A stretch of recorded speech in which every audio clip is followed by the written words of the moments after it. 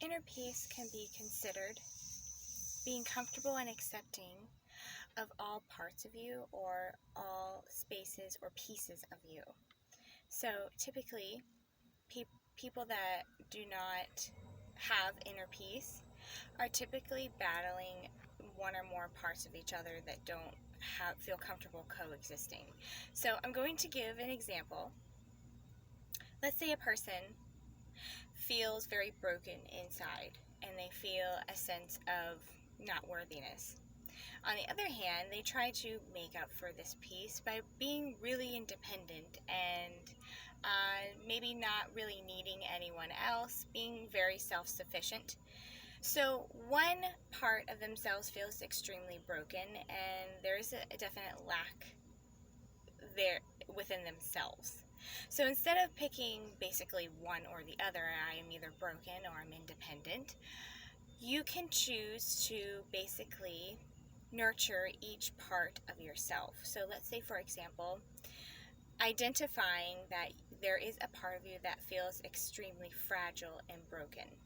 And I would invite you to ask yourself, how does being fragile, or how does vulnerability add to my life or give a positive meaning to my life? How does being independent add to my life or give it more value to my life? So this is very helpful because no matter how you see yourself, you can always be able to pick out traits within yourself that are positive. This also allows a space of coexistence or parts of yourself to be accepted the way that they are.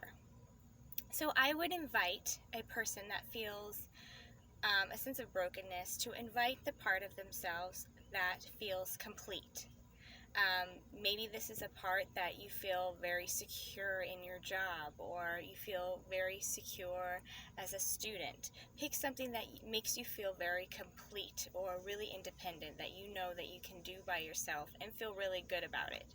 And I would invite the part of yourself that feels a sense of loneliness, brokenness, or fragileness, and I would invite it to nurture this part, or basically teach this part that it's okay to be fragile and it is okay to be vulnerable, and what out of vulnerability, what can I get from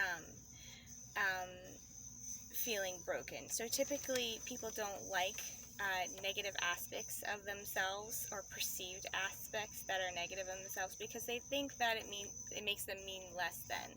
So in this perception of how you view yourself in finding peace, no matter how you see yourself, you can always view yourself in a very positive light. So this is very helpful when it comes to people that have a hard time finding inner peace. They really feel like they have to apologize a lot or have to make up for a lack thereof. So if you feel that there is not a lack in yourself, and you feel very comfortable in accepting and embracing these parts, then you won't have to consistently make up for your existence. People that have a hard time finding inner peace are missing the invitation within themselves to dig deeper into themselves. They're only seeing themselves through one perception, or they are not allowing themselves to be in a space of openness and receiving. Inner peace is a practice. It's you're not going to feel it all the time, but it is a practice. Inner peace will help you and suggest to you to go with the flow, to be able to be more trusting of yourself. The opposite of inner peace is obviously conflict, but typically people feel a sense of guilt or shame, or unworthiness. So typically guilt or shame will allow you to always have to keep doing, keep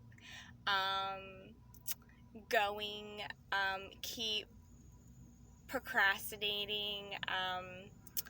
People that have a sense of lack of self-peace are not comfortable with themselves, so they always have to keep making up for what is perceived as lack, whereas peace tells you that you are acceptable the way that you are if you were to look at yourself and the deeper parts that you have.